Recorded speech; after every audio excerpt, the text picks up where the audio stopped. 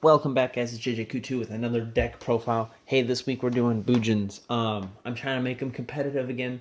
Um, this seems like the format where I can do it because we got a lot of traps and a lot of people. I don't see Decree running around anywhere yet. By the way, probably gonna happen. Um, and it's the format's really fast, and that's why we're playing a little bit differently.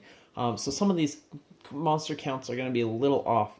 If you know Bujins, you're going to be like, what? Why is he running that? Okay, so bear with me, and I will try to explain them the best I can. Our sponsor today is Boba Fett. He's a returning sponsor. If you don't watch my videos, which wouldn't surprise me because I only have like 4 or 5 subscribers, Boba Fett, man. I think I explained why he's so cool in one of my videos. I don't think I need to. You could Google it. Alright, let's get into it. You're bored. Alright, so we got 3 Yamato. Main card. It's basically protect the Yamato in this version of the deck. We're playing a lot like Yasenju's. We got Harume at 2. Now you're like, oh, why not 3? We don't plan to special summon a lot, okay? This deck isn't about special summoning. This deck is normal summon and sit there. Make your opponent not do anything. Sit there a little bit more. Your opponent still can't do anything. Swing for game. Go for it. Okay, that's what this deck is. So we got 1 Mikazuchi, and that rounds out our Beast Warriors of the deck. Mikazuchi is really just a name. He can search the spell that we're playing at 1, but it's not really effective. So we got 2 Crane, 1 Honest. Somebody be like, hey, why not 2 Honest, 1 Crane? I can search Crane easily. I cannot search Honest. When they realize you're playing Bujins, they know Crane's a card, they know Honest is a card. They're going to expect both. And really, Honest is good. I'm not bashing it or anything, but Crane is searchable, and I feel like it's a better card. I would put Honest in 2, but I couldn't really find room. It's not a really big deal, you could side it at 1, you could put it at 2 if you really want to, but this deck got really clogged really quick. This was another hard choice. 2 Hare, 1 Turtle. Stops destruction, stops targeting. By banishing from grave. So now, listen, usually I would run 3 Hare, 2 Turtle, but I had to cut cards down. Targeting isn't the biggest thing right now. I know ABCs target a little bit, but the goal is not to let them get the ABC Dragon to start off with anyway. You don't want to dead draw this guy. He's really dead. So is that one, but he's more vital, so if you dead draw him, it's understandable, I guess. Anyway, so you could side a Turtle if you really wanted to, but what it comes down to is, do you really want to draw these 2 cards? Now, my older versions, heck, I played 3 and 3, and I had Quillen, and I think I even played Centipede, which was terrible, because I could just play MST at that point. But we're playing those counts. We got 2 Maxi and 2 Garnet. Clearly you know the engine that's coming, and that rounds our monsters off at 16. Hopefully I counted that right at least. I believe it's 16. Not a ton of monsters, and that's not the goal. The goal is to sit on Yamato, to poke and sit there and poke and sit there, okay? To stun your opponent. That's what this deck is. Without the Kaiser Coliseum, it's really hard to do so, but it's doable. Tenki at 3, search for your Beast Warriors. We got Brilliant at 3. It's not an engine of the deck, and you're like, oh, well, you're playing 3 and 2 targets for it. It's not. You're not relying on that engine. It's an engine, but it's not. You can side it out very easily.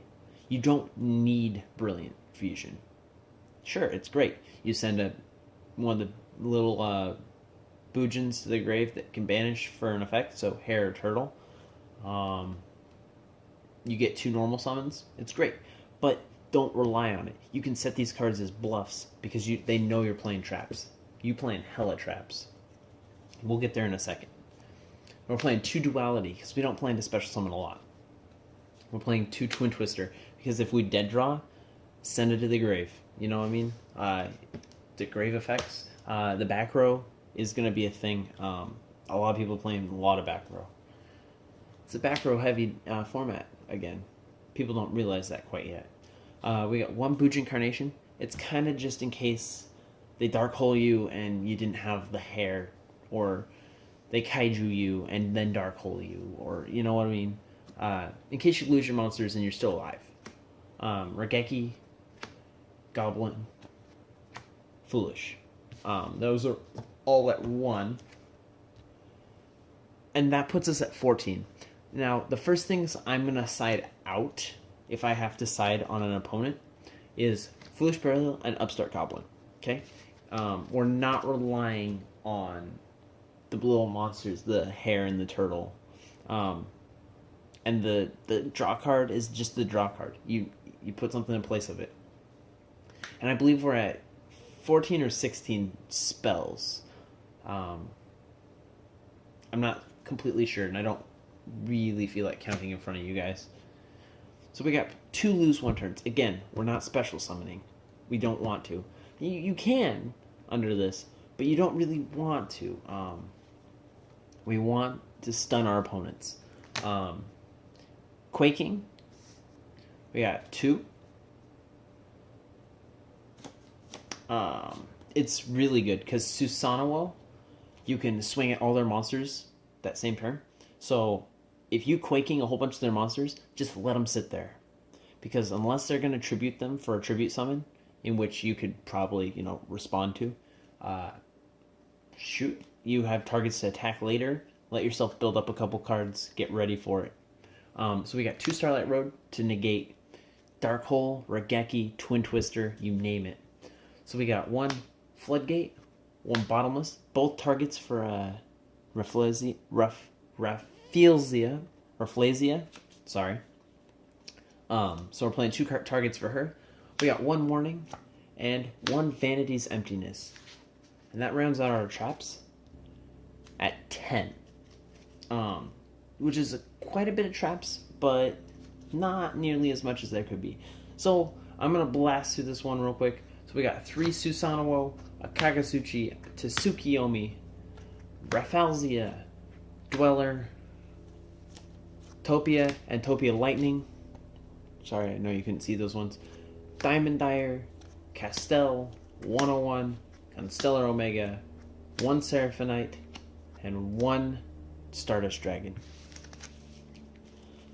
My videos do limit me to 10 minutes if I do not upload it to my computer and then to YouTube. And I only upload from my phone, and we're running out of time. So here's the side deck that I'm running. 1 Thunder King, 2 Effect Failures, which are starting to go up in price. 2 Decree, just because sometimes, you run into a really big trap heavy deck. Sometimes you gotta just throw that in there.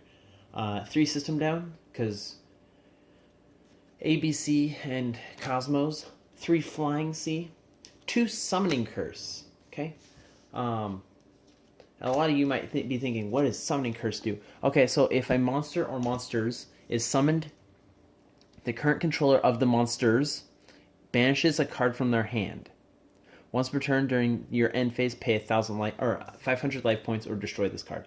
So now it forces them, if they're going to get the special summons off, they're going to lose cards. Okay, so they special summon, they banish a card, bottomless trap hole. Now it's stuck in defense and face down. Okay, so it's a fairly good card. A lot of people aren't yet citing it or don't really think of it as a viable card. Very good card. So we're playing 1 Grave of the Super Ancient Organism and 1 Dimensional Barrier. I only own 1 of each, but 1 of each is fine. It's not good against everything, not good against everyone. Although Dark Lords better watch out, because I feel like that's going to be a good card against them. Anyway, I hope you liked the video. Click like, subscribe, whatever the heck you want to do. I'll see you again later. Thank you so much. Have a great day, guys. Bye.